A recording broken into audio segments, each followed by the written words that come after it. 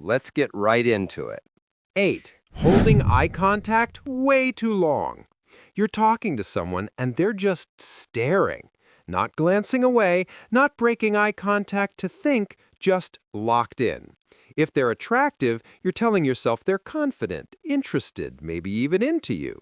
If they're not, you're checking if the exit's nearby and wondering why this conversation suddenly feels like an interrogation. This is the halo effect doing its thing. Basically, when someone's good-looking, we automatically assume their behavior has good intentions behind it. Extended eye contact from an attractive person reads as intensity or connection. From an average-looking person, it reads as slightly unhinged. Researchers have found that the same nonverbal behavior gets interpreted completely differently based on physical appearance. We literally see different meanings in identical actions. So yeah, intense eye contact is either smoldering or serial killer vibes, depending on who's doing it. Your brain's threat detection system apparently checks Tinder stats before deciding if you're in danger. 7. Following your social media obsessively. Someone likes every single post you make. They watch all your stories within minutes of posting. They comment on things from weeks ago. If they're hot, you're thinking, OMG, they're clearly interested, and maybe even feeling flattered by the attention. If they're not, you're going through your privacy settings and wondering if you should make your account private. This is digital pursuit behavior, and studies on online interaction show we have wildly different tolerance levels for it based on attraction. When someone you find attractive engages heavily with your content, it registers as interest and validation. When someone you don't find attractive does the exact same thing, it registers as intrusive or even obsessive. Same number of likes, same comment frequency. Your comfort level is just doing gymnastics based on their profile picture. The worst part is both people are doing the same amount of digital lurking. One's just better looking while doing it, so they get called attentive instead of creepy. 6. Being way too forward about attraction. Imagine someone you barely know tells you straight up that they think you're beautiful, that they can't stop thinking about you, or that they feel a connection. If they're attractive, you're probably flattered, maybe even into it. It feels bold and honest. If they're not attractive, that same confession feels like way too much, way too soon, and you're looking for an escape route. This comes down to reciprocity of interest. When someone we find attractive expresses strong interest, it validates us and feels exciting. When someone we're not attracted to does the same intensity, feels uncomfortable or pressuring. Psychologists call this the matching hypothesis. We're comfortable with direct romantic interest when it comes from someone we perceive as being in our league or above it. Outside that zone, the same words feel inappropriate. It's the same level of vulnerability and directness, but one person gets points for confidence and the other gets labeled as coming on too strong. Your comfort with someone's honesty is apparently a sliding scale based on how much you want them to be honest with you. 5. Light touching during conversation. Someone touches your arm when they laugh, puts their hand on your shoulder when they're making a point, or brushes against you while standing close. If they're attractive, your brain's going, ooh, this is definitely flirting, and you're leaning into it. If they're not, you're doing that awkward shuffle step backward and creating space. Touch is one of the most context-dependent behaviors we have. Research on interpersonal touch shows that the same physical contact gets interpreted completely differently based on who's initiating it.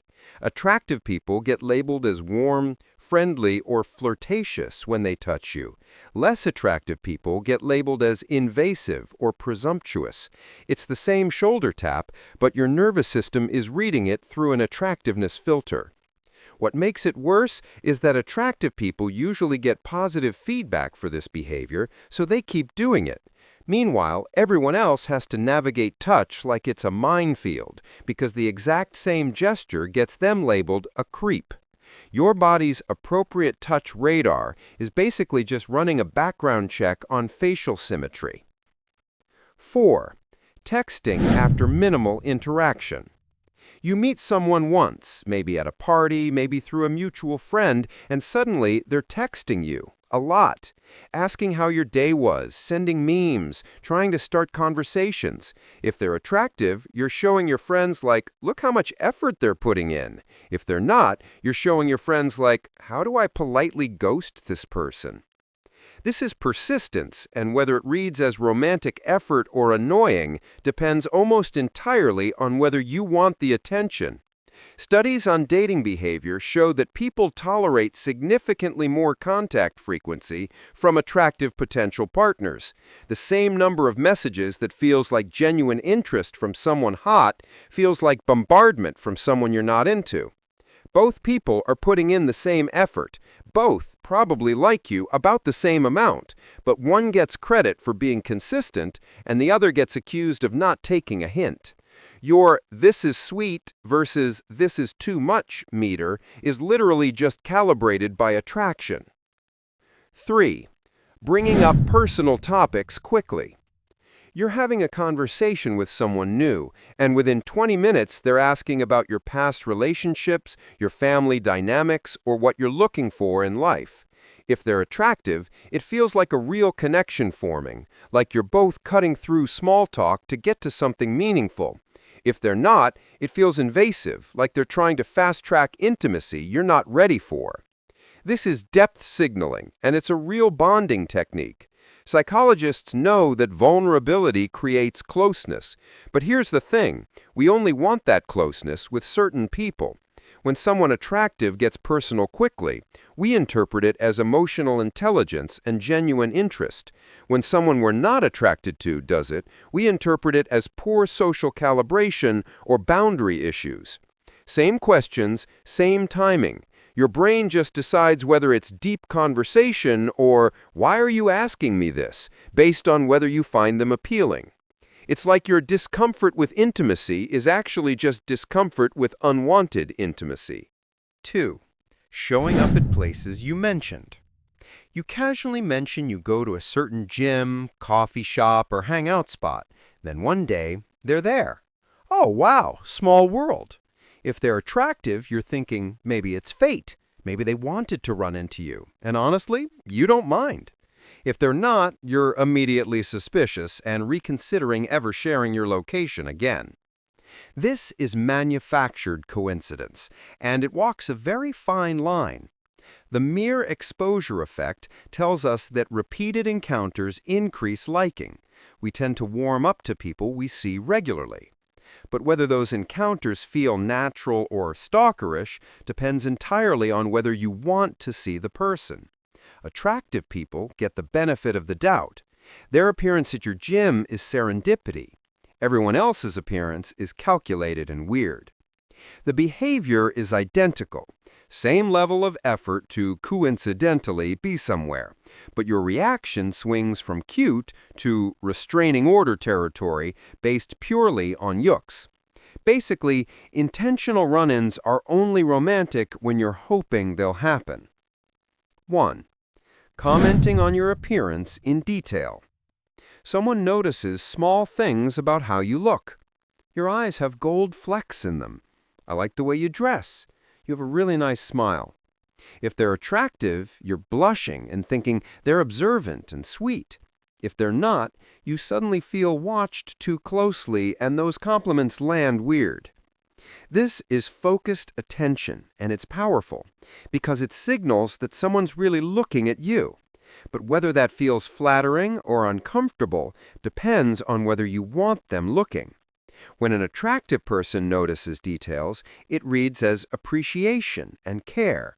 When someone less attractive does it, the same observation reads as overly familiar or even objectifying. The compliment is exactly the same. Same level of detail, same tone, same intention probably, but one makes you feel seen in a good way, and the other makes you feel too seen. Your comfort with being noticed is literally just whether you want that specific person noticing you. Here's the reality. Creepy usually isn't about what someone does. It's about whether you wanted them to do it. And attraction is the main factor that decides which category the behavior falls into. Being attractive doesn't just make people like you more, it completely changes how they interpret your actions. The same behavior that gets one person called romantic gets another person avoided. Your brain's not being fair, but it's being honest about what it wants. That's all for today. I'll be making more videos like this, so subscribe if you don't want to miss them.